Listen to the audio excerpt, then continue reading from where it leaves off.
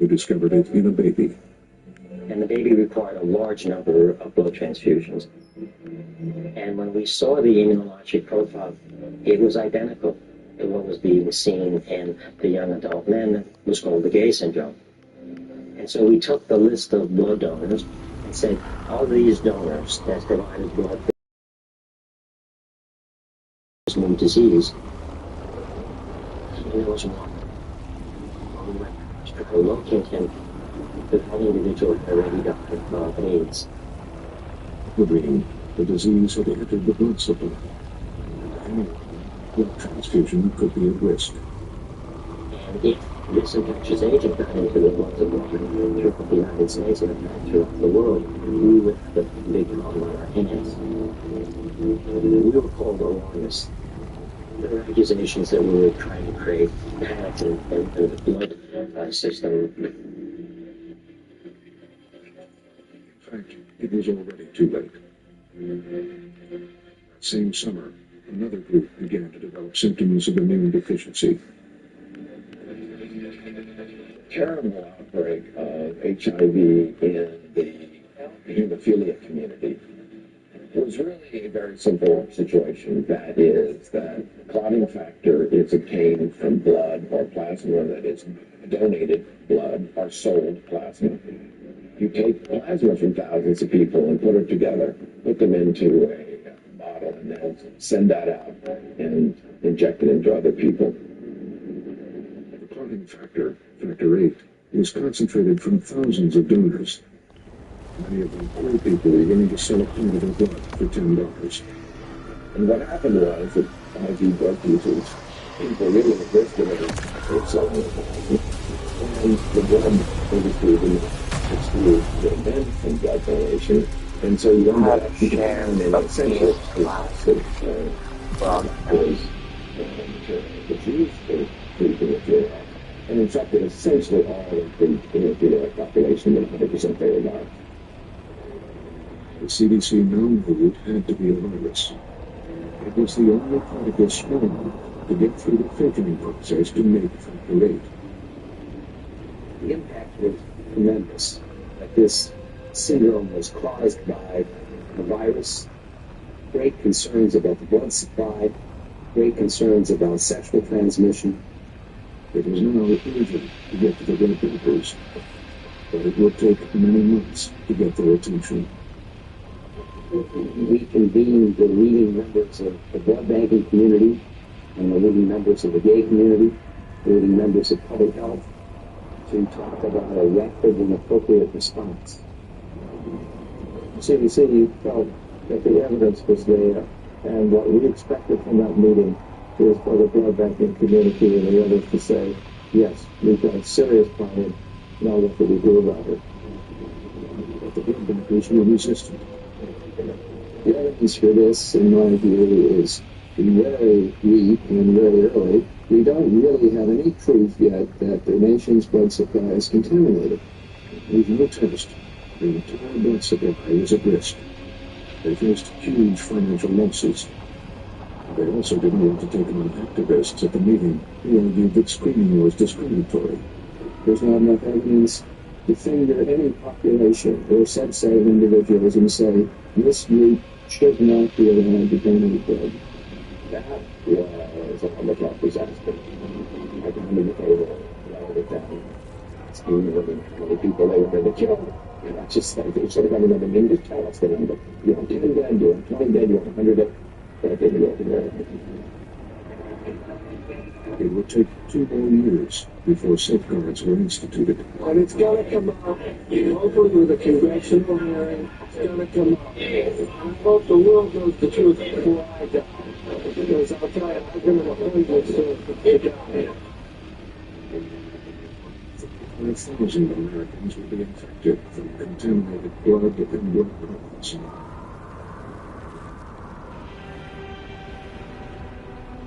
The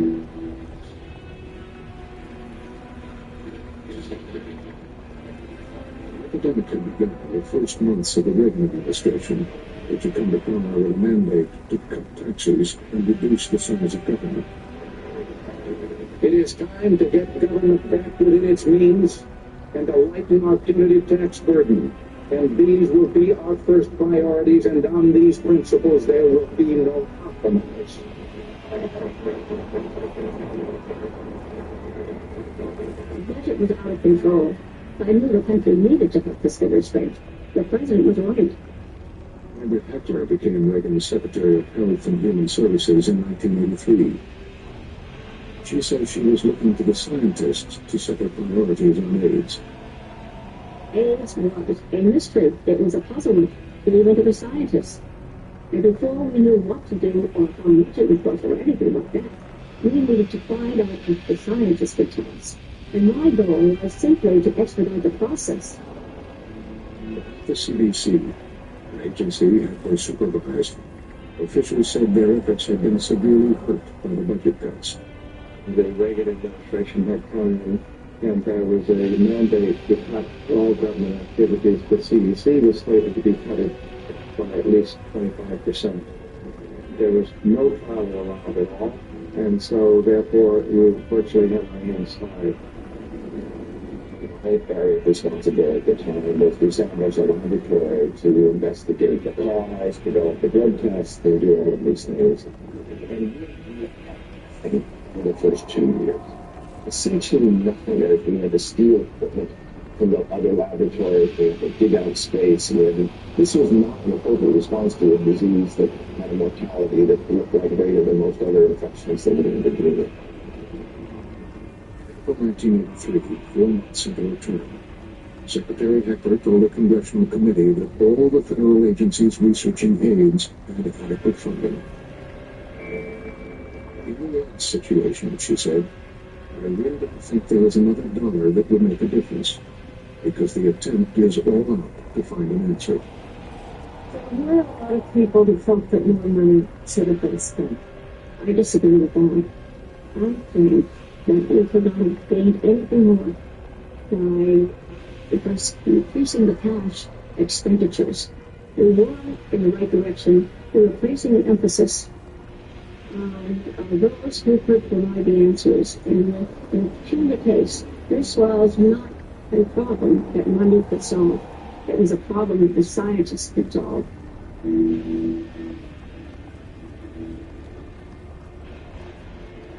The new scientists were trying to solve was where the disease had come from. A team of epidemiologists from the CDC flew to Africa to follow up on reports about what they were now calling AIDS, acquired immunodeficiency syndrome. John McCormick led the team. I met a colleague who began telling me about these few Congolese who come to Belgium with a disease that looked to him like the acquired immune deficiency.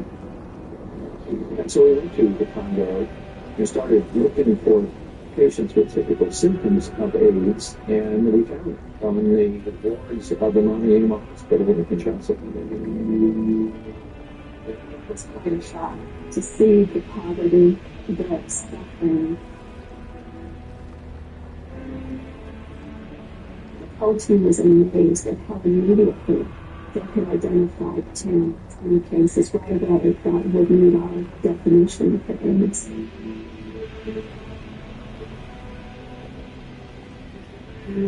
I've never seen anyone before that was dying. I stood there and watched them. There's nothing you could do. At the time, the world was thinking that this was a dangerous disease, and we came up with the numbers that half of our patients were women. It started to make people think, well, maybe this could be a disease that could be transmitted to the general population. And I think it caused quite a bit of alarm.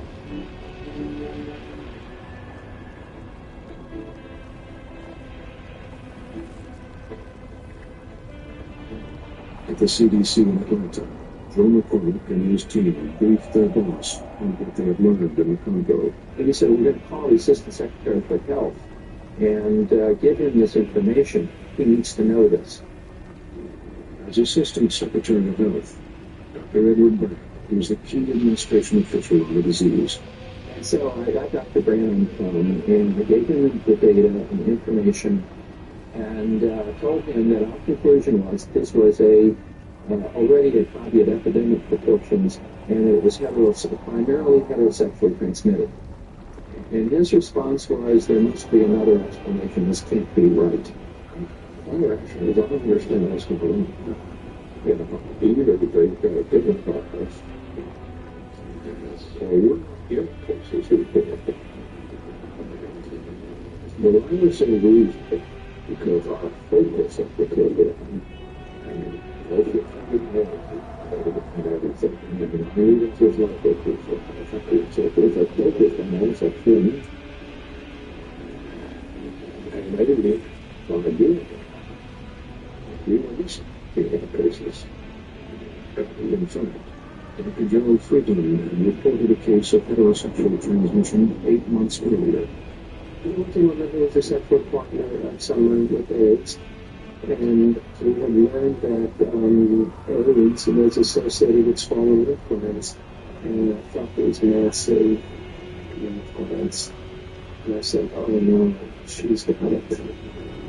It is heterosexually transmitted disease, and was a glimpse into the future. It was a future that Joe McCormick and his colleagues believed they'd seen in Africa, where they began asking questions about the history of the disease. We now know, based upon the advanced symptoms that we saw, that the disease had been circulating for quite a while. And therefore, we have to understand better where it might have come from, and in particular, where did it go? Some of the disease had gotten into the U.S. and Europe. And so the question is, well, who would have been at risk and could have taken the disease out of the Congo? There were a few choices. Europeans living there, Belgians primarily, but French and others, and Chinese who were leaving the country to go abroad, and Haitians who I had already experienced contact with back when I was a school teacher in the 1960s. When independence came to the former Belgian Congo and the Europeans left, the new government contracted with Haiti to bring French-speaking professionals, teachers, nurses, and doctors to fill the jobs left behind. We found very few of the Haitian community still there. It's quite feasible that a number of these people immigrated not knowing that they had HIV. We have evidence that some of them at least got this disease, and we know that some of them went to Europe, to North America, and back to Haiti.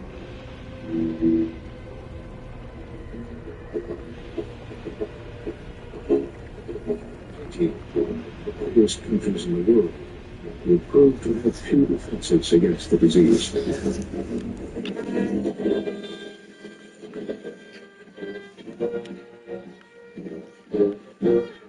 It was in the late 70s and early 80s that local doctors noticed that